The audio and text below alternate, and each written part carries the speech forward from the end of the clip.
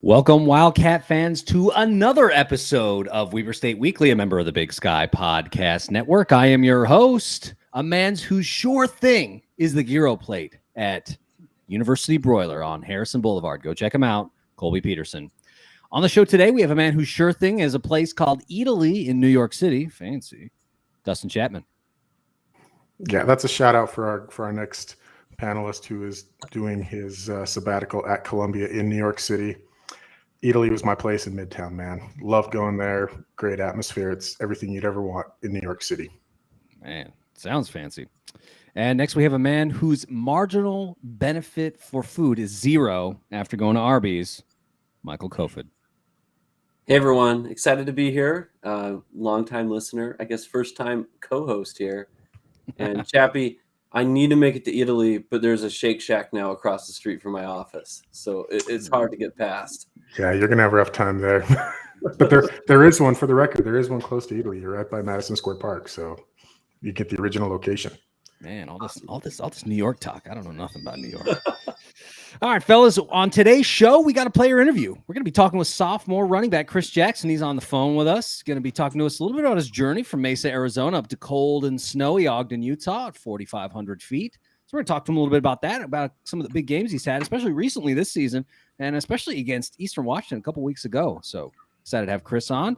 We're going to be doing a football recap. So we're going to talk about the game on Saturday. Weber State taking the trip up to Pocatello and getting the dub, the sure thing against Idaho State. Only lost 3 times in my lifetime to that team. So we'll talk a little bit about that. And then I got a game for our panel tonight called Buy or Sell. I've got some scenarios we're going to give to these guys. We're going to see what they think. So we're going to play Buy and Sell. But first, before we get into all that, if you haven't already, please subscribe to the show. If you want to listen to the podcast, it's on Apple Podcasts, Spotify, Stitcher, pretty much anywhere you get your podcasts. Make sure to follow us on social media. You can get us on Instagram, Twitter, and Facebook. Twitter is one of the best places to chat with the Weber State Weekly team, especially on game day. Kind of settled now in Tennessee, and so I'll be doing a lot more stuff on Twitter on game day. So check us out there. And finally, we have a Patreon. Go to patreon.com/Weber State Weekly. Support the work that we're trying to do. We're going to be producing more content with sports-specific shows for you folks in the future now. So go to patreon.com/Weber State Weekly. Support the work that we're trying to do and help us buy cool tools. All right. All that's done now. We're going to be talking now with sophomore running back Kris Jackson. Kris, wanted to have you on the show for a while. And we finally got the chance, man. Thanks for coming on Weber State Weekly. Thanks for having me, for real. Yeah, man. We're really excited to chat with you. Quite a journey. Been with the team since 2018, so seen a lot of success in Wildcat uniform. And so we want to start from the beginning. Talk to us, Kris, you're originally from the desert, from Mesa, Arizona. Talk to us a little bit about that, man. How did Weber State get on your radar, and what made you ultimately decide to take the journey from the desert up to the mountains to play football at Weber State? So growing up at my high school, we didn't win a lot of games, so it was kind of hard to get looked for any schools, to be honest. And I actually played against one of my teammates here, Preston Smith. And one day he kind of just DM'd me on Twitter out of nowhere, and while he was here at Weber during my senior year in high school, and he asked me if I had any offers, and I told him no. And he was like, "Oh, that's BS. I'll send my coaches your film." And then that same night, I got a call from Coach Myers, and then a week later, they had offered me. So I got to give a lot of credit to Preston and a lot of thanks to him, because without him, I probably wouldn't be here today. But that transition from 120-degree weather to below zero is insane to me. I'm still not used to it. I don't know if I'll ever be either. I mean, if it helps, I'm not really used to it either, and I grew up in Utah, so don't feel bad, man. I mean, it's not a lot of fun, but cool. So already, you knew Preston Smith, who's been having a really good season himself this year on the secondary, and that sort of began the process of saying, yeah, man, I'll come up to Weber State and I'll play football. And so came into a program that, has done a really good job producing running backs and getting good production out of those guys. And so talk to us a little bit about that, man. So you show up in 2018, ready to play, true freshman, and all right, man, we're ready to go. And you're part of a historic Weber State team that ends up, taking it to the quarterfinals against Maine. Talk to us a little bit about that season and kind of, getting your feet wet in college football that year. So funny thing, that year, the transition was so weird from high school football to college football, just because I feel like everything here is just done the right way. Not necessarily that things weren't done the right way at my high school, but like it just feels like everything here is done right. And if it's not done right, the coaches will let you know. And so I'm somehow managed to work my way up to second on the depth chart leading into the Utah game when I first got here back in 2018. And Nice. our starter went out that game, so I played almost the whole entire game versus Utah, and yeah, it was a wake up call. And so I definitely could tell the difference between high school football and college football. But I was under Trayshawn Garrett at the time, Josh Davis, obviously. Yep. Dave Jones was still there in the running back room. I was under some good people, so they kind of just showed me around. And Coach Q, who's Jacksonville right now, Yeah. so I was under some good people, and they kind of just showed me the ways, how they do things, how to do things right, how to work hard. And it was tough, but I mean, I feel like without them, I definitely wouldn't be as productive and successful as I am now. And seeing all the success they had throughout the whole regular season, winning the Big Sky Championship, and then taking us to the quarterfinal game in versus Maine, um, I gotta give thanks for my progress to them, because without them, like I said, I wouldn't be where I am now. Oh man, you want to talk about cold? That main game. Oh my That game. goodness, That game so was cold. brutal, bro. That game was brutal. Absolutely. Yeah. But yeah, man. So I mean, had an opportunity to kind of hang out with Coach Q, Quinton Ganther, like you said, who's now coaching in the NFL at Jacksonville. Man, and a great mentor, and plus, like you said, some other guys, some Wildcat legends like Treshawn Garrett, and of course, your teammate Josh Davis, who ended up winning Freshman of the Year that year, I believe, right? Yeah, he did. He did. Yeah. Mike, Chappie, questions for Kris as we kind of go along here. I've got some more to ask him about this season specifically, but questions burning in your minds right now. Yeah. So, Kris, quick question for you. Weber State we just constantly talk about how it feels like there's just a stable of running backs in there. Like Oh yeah. I can't believe the depth we have at running back. Always, and what's the room like just as far as personalities go, and knowing that it could be plug and play. I mean, if somebody's hurt, when you're hurt, somebody else steps in. When Josh is sick, is hurt, is down, Dante McMillan steps in. Like I've never seen an FCS team with quite as much depth as we have at running back. What is that like? In our room, we all love each other, and we're all honestly best friends in that room. And like you guys are saying, we know if somebody goes down or somebody's just not getting it done, we have another guy who can come in and step up. Like Josh, that's what kind of started my journey pretty much. One game back in 2019, Josh goes down, I go in, and I am able to showcase what I can do. And I feel like that kind of solidified my role on the team. And then the same thing goes for Dante. He stepped up in the spring, showed what he can do. Same with Daniel when he was here. Damon Banks and the freshman we have, he's able to do the same stuff that a lot of the backs can do in the room. Dave Jones, obviously. So yeah, we got a lot of depth, and we all love each other in that room. So yeah, it's competition, but at the end of the day, we're all rooting for each other. That's awesome. Hey, Kris, when I was in graduate school at Georgia, I took an odd job as being an academic tutor for the football team for diaper cash because I had two little kids. Mm-hmm. And the thing that always shocked me and impressed me was how much the toll of a season does on players' bodies, especially injury-wise and fatigue. And the thing that worried me a lot with COVID was that you guys were going to be playing in the spring last year, and you were injured last spring. Tell me what it took to get back to where you are right now, especially if that's shorter off season.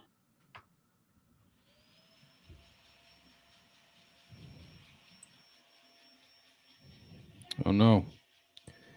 Kris, are you still able to hear us? Oh, we'll just take a second here. Technical difficulties, but we'll have Kris hop on just a second here. Here he is coming right back. There we go. I'm sorry. Someone had called me. I'm sorry. No, that actually happens a lot, so don't feel bad.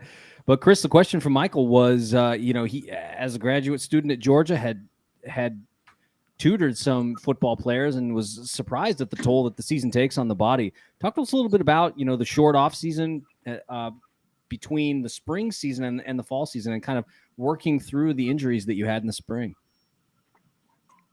Okay, so I believe you asked me about my injuries, but my audio is super weird on this. So I'm going to go ahead and leave and come right back just because it sounds like you're talking in slow motion, like a really deep voice. I Okay. don't know what's going on, but I'm just going to fix this really quick. I'm sorry about that, Go. guys. No Just sweat, hold man. your voice. No problem. No problem at all.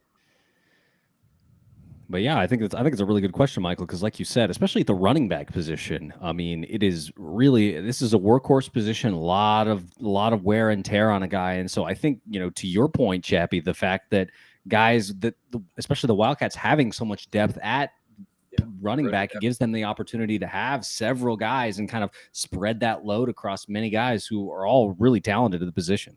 Yeah, no, it was just crazy, just tutoring a lot of running backs at Georgia, because you would see them just get knocked around in a normal day. And then Monday morning, injuries notwithstanding, how much that just took on them. And so I think Kris is back, but.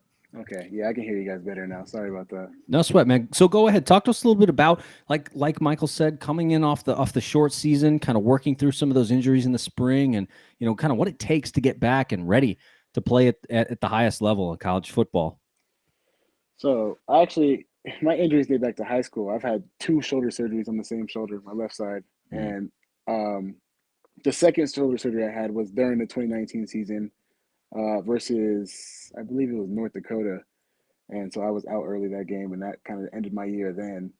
And the recovery process is it's almost harder than actually like working out and the training we do for football, because if you're not committed to it and not consistent, then it's gonna hinder your performance even more. And it kind of sucked because when I had the surgery, it was December 2019, and since it was such a big operation, they told me not to start therapy for a while. And so by the time I was able to start therapy, I did a week of that. Then COVID shut everything down, so I was even further behind than I should have been, or than I wanted to be. And so getting back for that 2020 year where we missed our season, and then in the spring, it was just such a drag. And I was in such for me, it was probably one of the worst parts of my life, just because it hindered me, and I just felt like I wasn't contributing, and things were going my way in life at the time. And so it was draining, and it made me think about life and my decision here playing football. But I had good people around me. Call my parents every day, my sister, my brothers, my dad. Talk to my coaches. I have good friends. My roommates here. A lot of people kind of kept on me and just was like, "No, we need you. You're the guy." Kept my spirits high, and so during the whole spring season, me not being able to play due to injuries, it was still like it hurt, but finally got my chance versus SIU. Was able to punch 1 touchdown in, and then from there it's just been growth. I feel like I've been so much better. Still, shoulder kind of bothers me. Been having hamstring issues every now and then, but just keep working at it, and then you'll find success anywhere. So, and I got to thank all my coaches, teammates, roommates, everybody here for that. Well, Kris, we last couple of games, especially, you've come on just incredibly strong. Your performance against Eastern Washington was absolutely phenomenal. Idaho State was great to me, and we've been not critical on the show, but just wondered about the goal line opportunities and red zone scoring issues, which I'm sure you guys have talked about internally at length. Yeah. To me, it feels like you're kind of the solution that we've been waiting for there. Somebody that you just hand the ball to and run it up the middle, right? Right. But talk to us about that. You really just came on in Eastern Washington, and it was like all of a sudden the light came on, and you had a great game with 93 yards. What was that like to come in and have a great game like that against the number 2 Eagles? Earlier in that week, Coach Conley had told me, he's like, "Oh, you're gonna be the starter this week. I'm excited to see what you can do." And it was more of like a thing for myself to prove to myself that I can still do everything I've always been able to do. It's just I really hadn't been able to showcase myself all the way. And so really that game for me was like a proving point for myself, like, okay, I can still do it.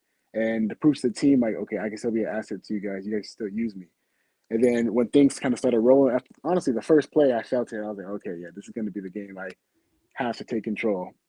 And I had a pretty good game and just kept momentum going, and seeing my teammates juiced up and excited for me kind of kept me going as well. So, well, and the second half, like once you guys got the lead, about halfway, 3/4 way through the third quarter, they just kept feeding you the ball. Just kept feeding the ball, and I'm like, yes, this is exactly right. This man is going to take over this game, and you did. So congratulations, it was a phenomenal performance. I appreciate that. And my Coach Q told me a lot too, but obviously people don't want to tackle my body type a whole entire game, and so they're gonna get tired of it. And so I feel like I was able to wear them down and made it a little bit easier for myself. Yeah, I mean, Kris, that's a really good point, especially in that Eastern Washington game, because it ended up going for 93 yards, 3 touchdowns. And like you said, especially toward the end of that third quarter into the fourth, Wildcats ended up going up 14 in the fourth quarter before the Eagles stormed back and kind of got even. But still, I think you're right. I think the Eagles defense was really struggling, was getting tired of tackling, a big physical back like yourself. And there was a lot of success up the middle. It wasn't anything fancy or cute. It was just, smash mouth football, just run it up the middle. And they were having a really hard time dealing with that toward the end. But you mentioned Coach Conley, and so I wanted to ask you a question about him, man, because this is now technically his second season at Weber State. Came on staff in January, took over during the spring season as the running backs coach, and now in his technical second season as Wildcat running back coach. Talk to us a little bit about him. Talk about when him coming in and his philosophy and kind of the way that he motivates you guys and kind of keeps that room together, because it's been a strength at Weber State for quite a while. Coach Conley, he is a very passionate person. Like everything he does with a lot of juice, a lot of energy, a lot of passion. He doesn't like being wrong. When I say that, I mean like when we're wrong, like we mess up an assignment on like a field, like we miss a play or something, like he takes full credit and responsibility for it. He always has our backs. But for the most part, he kind of just lets us do our thing. And whenever we need coaching up, he'll coach us up on it. But that's kind of how it's always been in the running back room with and without Coach Conley. We just kind of do our thing, and then he steps in where he feel like he needs to step in. But seeing him support and love up on all of us, even though it's only his second season here, it speaks volumes for everybody in the room. Just because we know we have that support for him no matter what. So him coming in, honestly, has been a huge positive effect in the room. Yeah, that's so great to hear. And could you maybe even just elaborate a little bit on, the years I've been watching Wildcat football, it seems like team culture has been kind of like the white roller coaster at Lagoon, right? Like ups and downs. And it seems like with Coach Hill, the culture is really stuck at a very high level. What is the feeling around the team, especially given both Coach Hill and Coach Conley and what they've been bringing to the locker room? Honestly, being around Coach Hill, because like you said, he emphasizes that relatedness a whole lot within our team, and so the more I what's the word to say? The more I'm around it, I guess, or around Coach Hill, and whenever he speaks on relatedness, it kind of just, I don't know, it just rubs off on everybody. It's like something in the air. It just kind of keeps all of our teammates really close, knitted together. Like my roommates, Kylan, Garrett Beck, and Nassim Colvin, honestly, they're probably some of the best friends. Trevor Salati, too. Some of the best friends I ever had my whole life. So, like, just that whole relatedness we've had is preached a lot within our locker room, within our meetings and stuff. And so I don't know. It's just something you got to love. And love it we do as Wildcat fans. I mean, thus far, a lot of success, of course, with the football program. But I want to talk a little bit about that, Kris, kind of wrap up on this question right here. Joined the team in 2018. You've been a part of a lot of successful Wildcat football teams. Talk to us about what you think the biggest moment you've been a part of on the field for Wildcat football. What would it be in your mind? You said the biggest moment I feel like I've been part of? Yeah, that like you were on the field, you were a part of that moment. Bam, what was it? That's tough. That Easter game is probably up there, honestly. Yeah. But if I had to choose, it'd probably be either one of our Big Sky titles. Honestly, I'd say it's the Eastern game for me, just personal. Like I said, I had to feel like I had to prove to myself and everybody else that I could still be a part of this team and contribute. So I feel like that's probably the biggest thing for me. Yeah, and I think that's absolutely fair for you, Kris, especially because going up to Cheney, knocking off number 2 when it looked like playoff hopes were pretty much dead after, I was in Stewart Stadium the night or the week before, and just sort of the air had been let out of the room, lost to the Bobcats, and it was just like, gosh, I don't know if we're going to make the playoffs. Now we got to take the trip up to Cheney. But the Wildcats answered the bell and said, no, we're not going to go down. We're going to go up to Cheney. We're going to show them what we're about. And you were a big part of that. So I can see how you'd get there. Yeah, exactly. Well, fellas, any parting questions for Kris before we let him go? No? All right. Kris Jackson, want to thank you so much for taking some time to join us at Weber State Weekly. Looking forward to your performance on Saturday against Portland State back at home at Stewart Stadium. Going to be a good one, man. And so we'll hope to see you out there and wish you the best of luck. Thank you, guys. Thanks for having me, too. Absolutely, man. We'll see you soon. Sounds good. Want to thank Kris Jackson one more time for taking a little bit of time to chat with us here on Weber State Weekly. Always appreciate getting the players on, and shout out to SID Paul Grua for getting those scheduled for us and making it work so that we can ask the questions and get some of the responses from the players so the Wildcat fans can hear it. Really appreciate the way that the system works. So two things for me real quick, Colby. Go ahead. I always love doing the player interviews because it's so much fun to get to know these guys, right? And get to know their story. And with Kris Jackson, you can see that's I don't think any of us as non-college football athletes, average Joes can relate to probably how hard it is to come back from an injury like that. And you can tell, like, Kris was honest with us. There's a lot of self-doubt there. And for me, honestly, it's very enjoyable to see the kid succeed, right? Like his season in 2019 when he came on and he was a battering ram then too. And it was so much fun to watch him. We were like, man, this kid's going to be really good here for a long time. Yep. And it's been fun to watch him. Like I mentioned, you could just tell that he was having so much fun against Eastern Washington, Idaho State, and was just so happy to be out there. Injuries play games with your mind. It's fun to see the kid having success. No, I'm glad you said that, Chappie, because I think that's the one beautiful thing for us that get to work in higher education is seeing those students kind of, whether on the field or in the classroom, face those setbacks and then come back. And they have that glow about them. And that's what was exciting to watch with Kris, is that overcoming that adversity and being excited to do great things.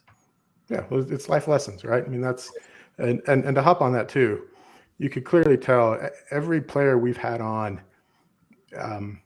Coach Hill, the culture that they have around that program it's amazing. I don't props to the coaches every time, because every time we talk to a player, they mention just how much they enjoy being there and but also how accountable it is. Like he mentioned Coach Hill hitting on accountability. Like that is something Jay Hill has preached around here since the day he got here, and it's fun, but it's holding everybody accountable, and it's cool to see. Really is excellent to see.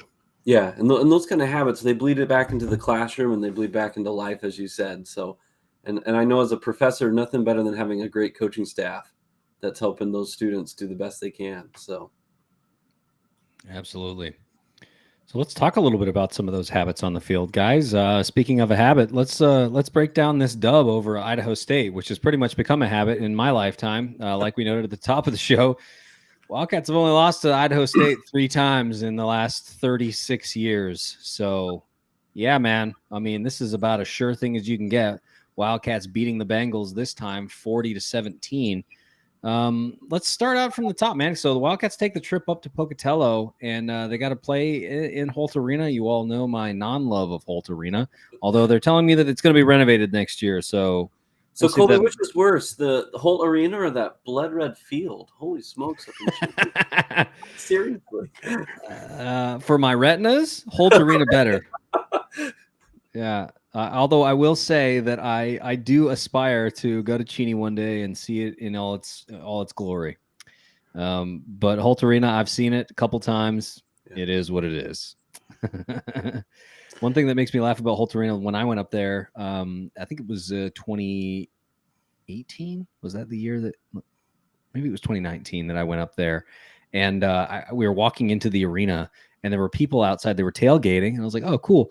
And but I noticed like the grills were off and they were straight up watching the game on TV. I was like, it's in like it's not sold out. Like you guys could go in. Just go in there. Yeah, no, they weren't. They were straight up watching it on TV in the parking lot. Oh, goodness. Anyway, you'll never see that at Stewart Stadium. That's all I gotta say. But let's talk a little bit about it, guys. So Wildcats make the trip up to Pocatello, and they get the dub. Like we said, so it's normal. This is the thing that happens. And so Wildcats have only lost 3 games to the Bengals since 1985, like I noted. Brett Hine also noted that in a piece that he ran this week on the Standard Examiner. So make sure to check that out. But how are you guys feeling about going into this one? Because I got to admit, I wasn't sure what to expect, because Idaho State had played Sac State tough in Pocatello and had also beat UC Davis by 10 points in Pocatello as well. So I didn't know what we were going to get. I mean, what about you guys? What did you expect the Wildcats to just come in and handle business, or did you think it was maybe going to be a little bit of a struggle? I was skeptical. I was excited to see what was going to happen, but after seeing UC Davis struggle there and lose there, I wondered.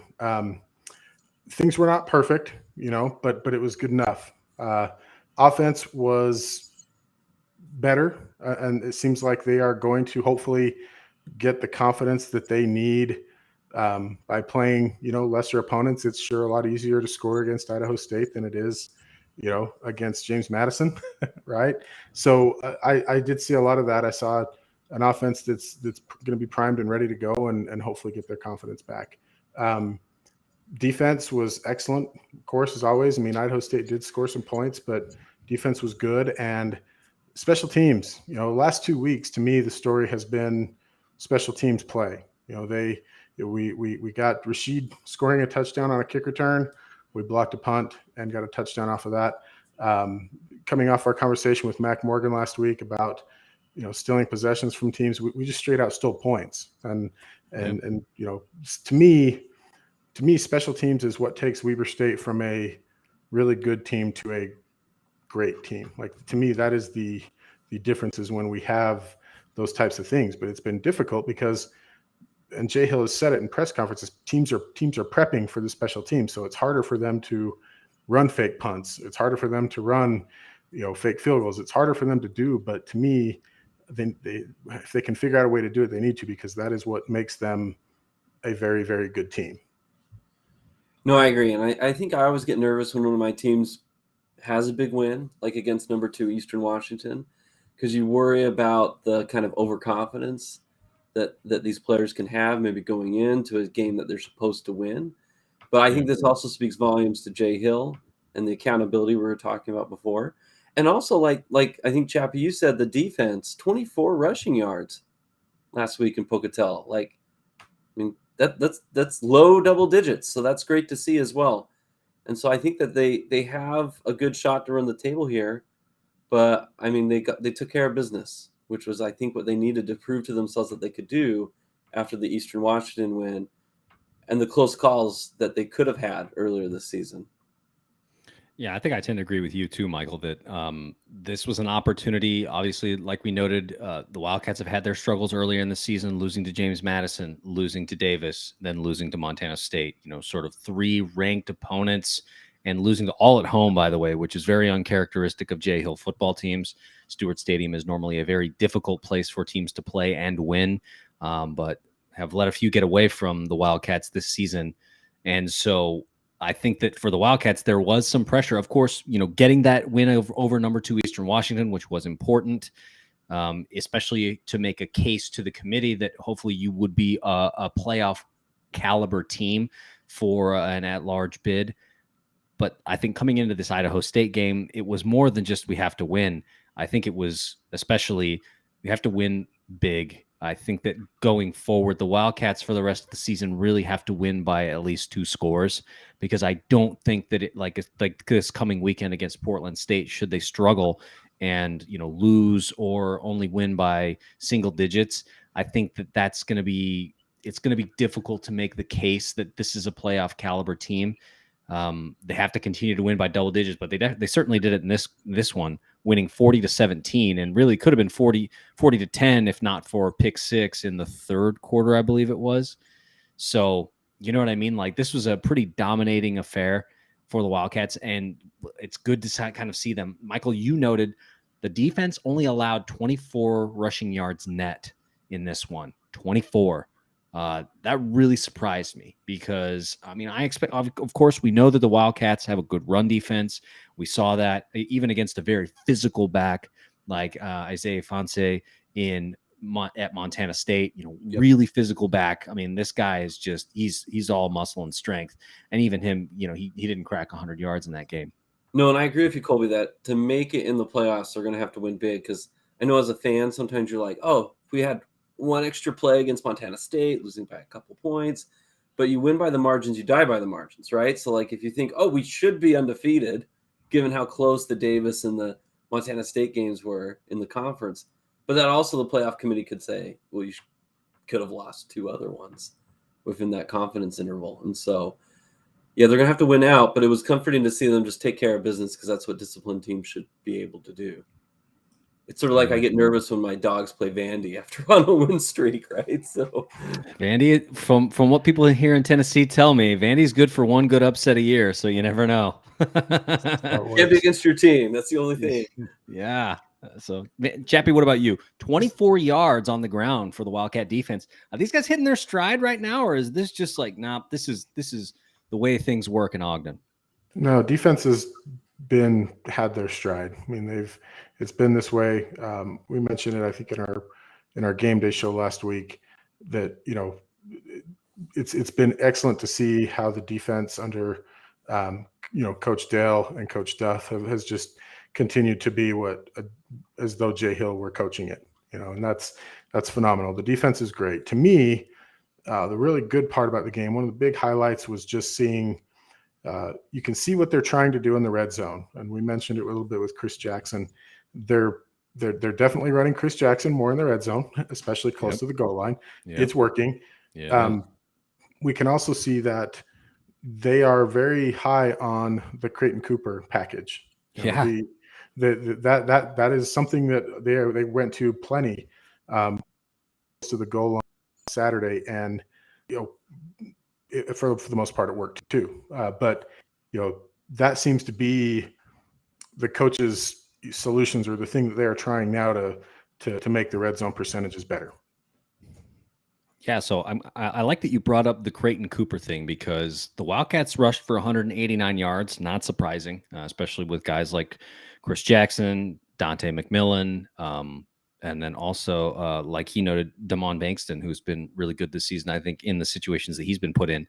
But Creighton Cooper coming in, led all rushers, everybody, 59 yards on the ground. I mean, what I'm thinking here is, like, we know that Creighton Cooper, seeing some of his tape from high school, this is a guy who can throw it. But gosh, do we have the makings of another Stephen Cantwell here, where he's getting comfortable running the ball early in his sophomore or in his freshman season?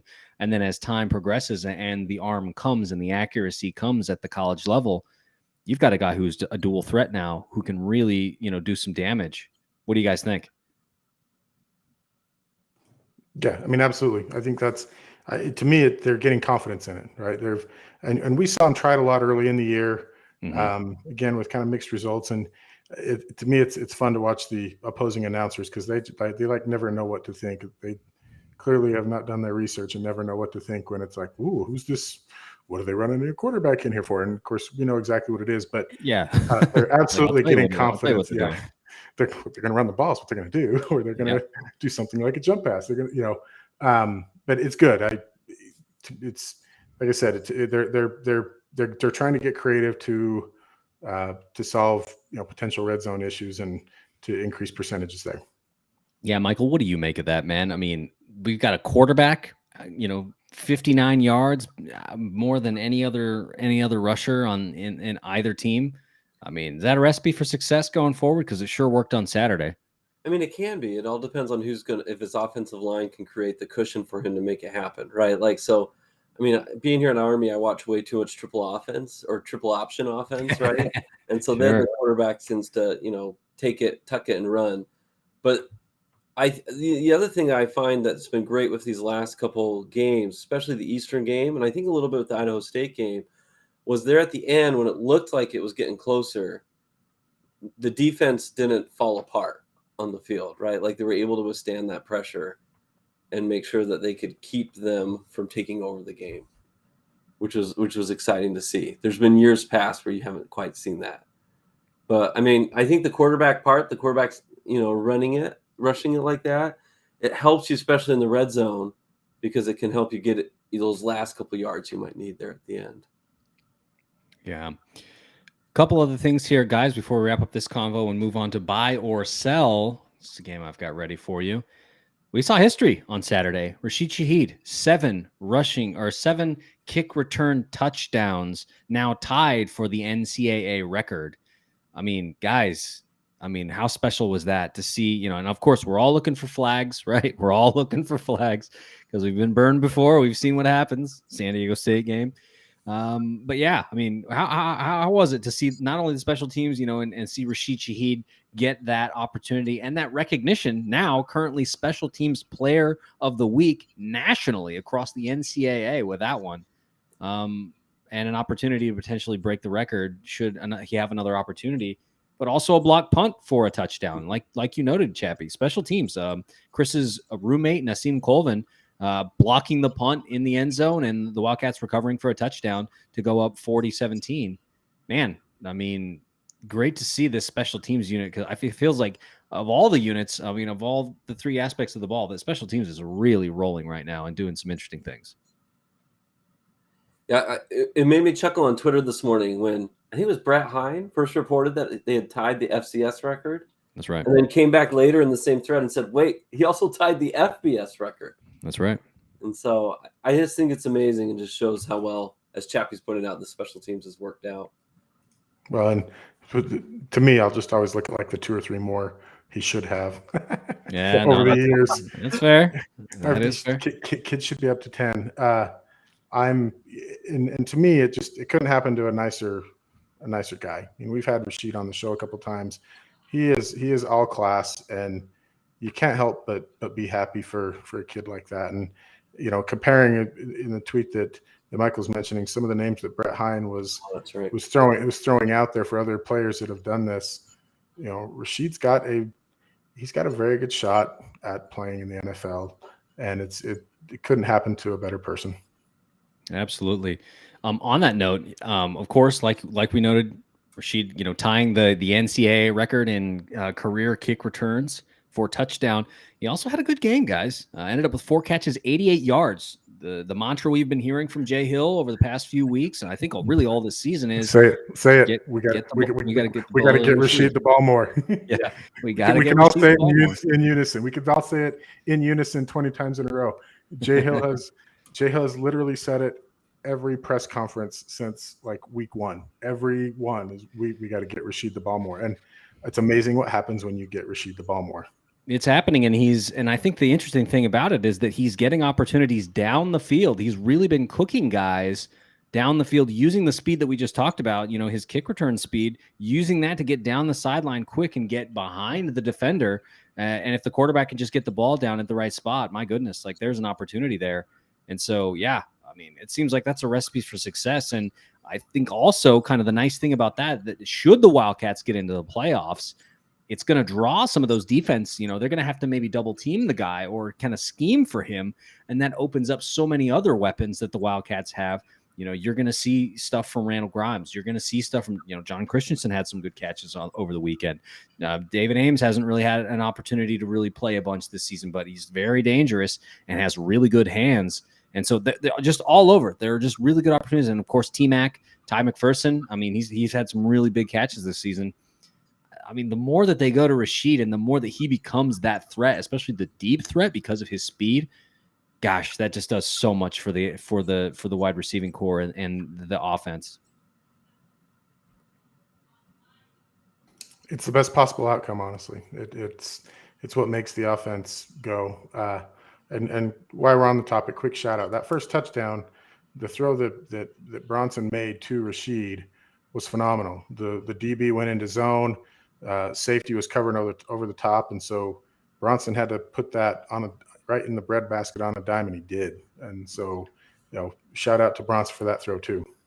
Yeah, super accurate throw, and ended up coming away with it. So, guys, parting thoughts on Weber State, Idaho State before we go to buy and sell.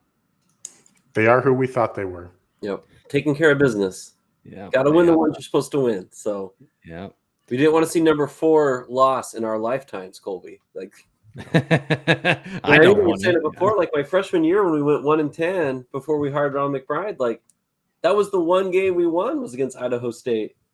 And I think I was like the one student section sitting there doing my like statistics homework because it was free. I will say one thing that Idaho State does have. They very prominently display the national championship 1981 banner, which happens to be the year I was born. And I just always, every time I see that, I look at it a little bit more because I'm like, what happened? Like, how did that happen? And then two, what has happened in the 40 years since? It's been just decades of not good for the poor for Idaho State. Certainly the truth, but I'm with you, Chappie. That was annoying on ESPN Plus to see constantly their national championship banner in my face when there are 0 of those in Ogden. Would love to change that really, really soon. And that was the thought I had. I just sat there and thought, I'm like, see, nobody can ever take that from me. Like if that's hanging at Stewart Stadium, if that's on the stadium wall, anything like that, like it's going to be there forever. Like that's why you want to win that, because nobody's ever going to take it from you ever. Got that. And that's also why I was so impressed with Chris's answer about team culture, right? Because it matters so much. Because without Jay Hill, we were kind of stuck in that rut there for a few seasons in the mid-10s, and I was nervous after the high from Mac that we might just revert back to what we had been in the 90s and early 2000s. One of these days there will be probably a true story told about. I can't wait for the 30 for 30 on John L. Smith's 3 months at Weber, and just some of the stories that I've heard that we can't mention here. And man, that after he left, they hired Jay Hill. I genuinely thought, I'm like, this is going to take a long time to get over. Well, of course, it wasn't Jay Hill. It was Jody Sears who came in. But John L. Smith could have crippled Weber State's football program for many, many, many, many years. No, I remember because we had just moved to Athens, so I was used to having all these SEC people around, and there were a couple of Weber State folks we went to church with. When they hired John L. Smith, they came up to me and they're like, "What are they doing?" I'm like, "I don't know. What are they talking about? Like, did you not follow what happened in Arkansas and Michigan State?" I'm like, "No." Then I went and read it. I was like, "What is going on out there?" No, this is not good. Not good. So, I mean, I can't fault Jody Sears for picking that up and trying to do the best, but man, I think Wildcat fans, we need to be looking to the future, because I hope Jay Hill stays a long time. Well, we'll see. Get him a statue. That's right. Give that man a statue. I'm fine with that. Absolutely fine with that. All right, fellas, now we're going to move on to last little bit of our show tonight. I've got a game ready for you guys called Buy and Sell. I've got some scenarios here for you, and we're going to see kind of what you guys think, if you're going to buy or sell on the scenarios that I've put together. So first one right out of the gate, Michael, I want to start with you. The Wildcats will win out and get in the playoffs. You buying or selling? Oh man, could I do a credit swap? So I think I will buy that they will win out.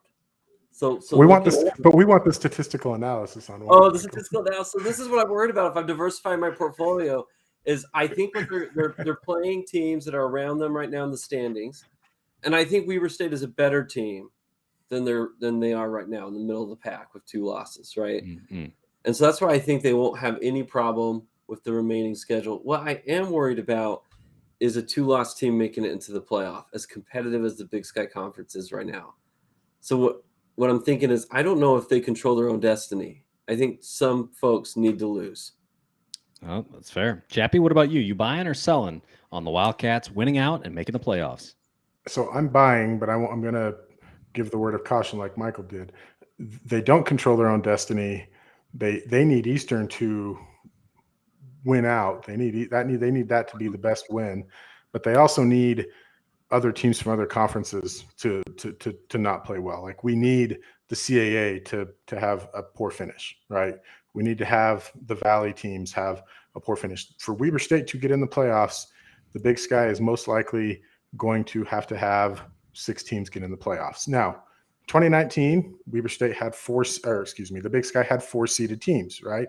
I think we had 5 in the playoffs. So it's not unfathomable for them to get 6 teams into the playoffs. It's just that, kind of like March Madness in basketball, you need to not have teams that shouldn't win conference tournaments, right? You have to have it has to be. It's just not in their control. They have to have some other teams perform terribly and not make it into the playoffs from some of the other conferences, because the Valley, heck, they think they should have like 12 teams every year. So, whatever we can do to steal bids from them, we need to do. No, if we're looking at like Lombardi's March Madness, we are first team out right now. Yeah. I think that's where most folks, I think Sam Herder had a piece last weekend where he talked about that exactly, that Weber State was one of the first teams out. And so some ships need to move. Now, some things have happened since then. Salukis, Southern Illinois ended up losing to UNI over the weekend. And then Villanova ended up losing to William and Mary, I believe. So weird things going on in the CAA and in the Valley. The door UNI just gets the benefit. They could have 2 wins and still be on the bubble for the playoffs, is like every year for the past 4 seasons. So, yeah. Yeah, I mean, I won't be surprised to see, after that win, UNI probably, I mean, I haven't seen the rankings, but I bet UNI is probably ranked, like 6 at this point? They jumped from 16 to 6 on that win? They have to. I mean, they're probably 4 right now. Who knows? That's how it works. They're the next great team in FCS. Every time. All right, fellas, I got a couple more of these and we'll wrap up the show. Rashid Shaheed will break the NCAA record for kick returns by the end of the season. He needs 1 more. That will make him the all-time leader. He currently is tied with, I think, 3 or 4 other guys. I thought I had pulled it up. But, so he's currently tied at the top with 7. Should he get 8, he will be the outright leader. You buying or selling on that, Chappie? I'm buying.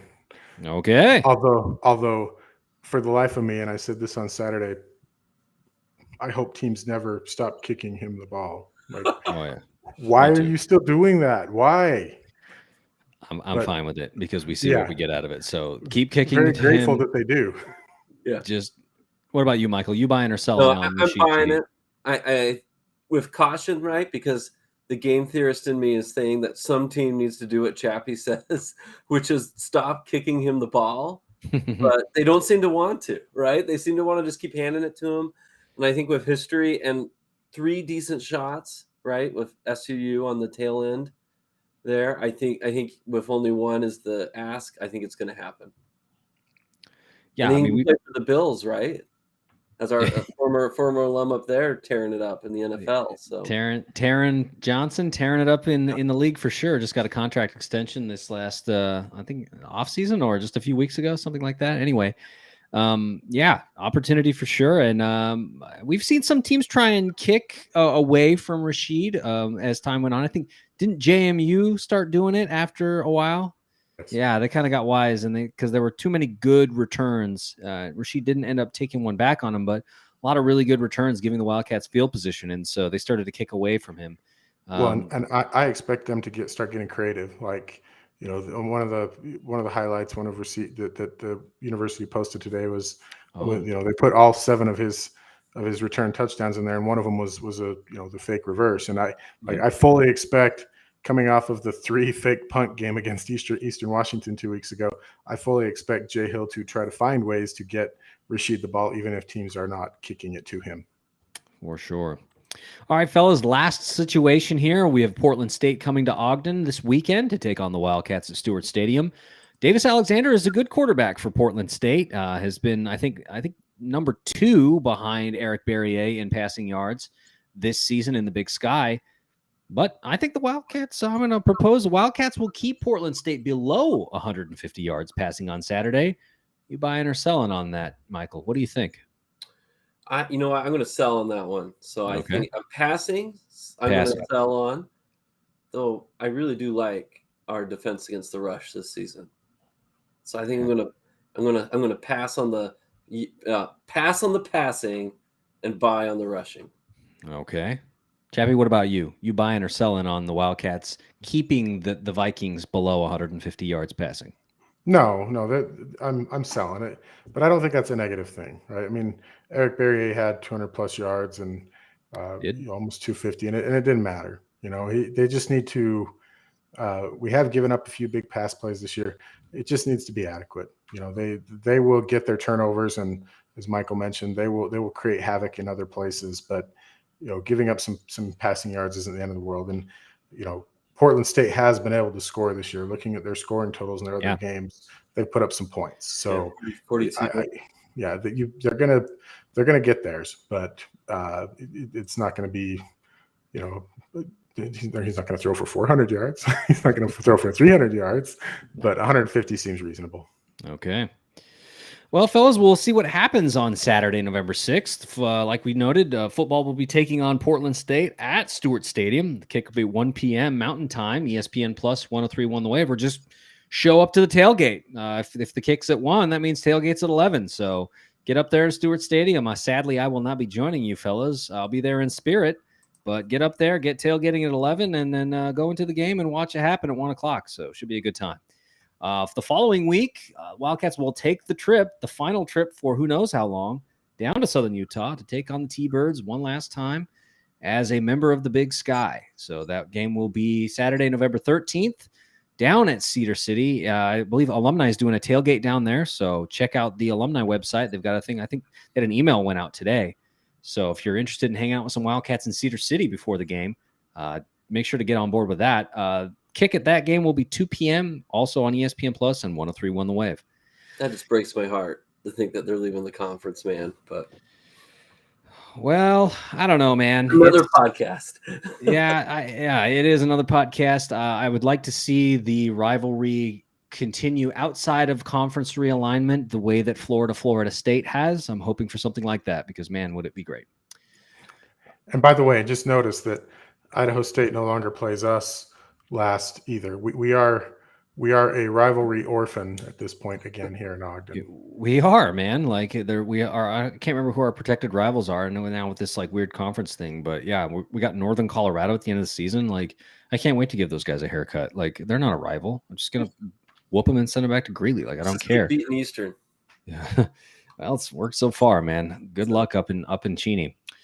All right, fellas, we're going to wrap this one up. If you have questions, got an idea, want to be on the show, whatever, email us, WeberStateWeekly@gmail.com. We're also on Facebook, Instagram, Twitter. Go ahead and check us out there.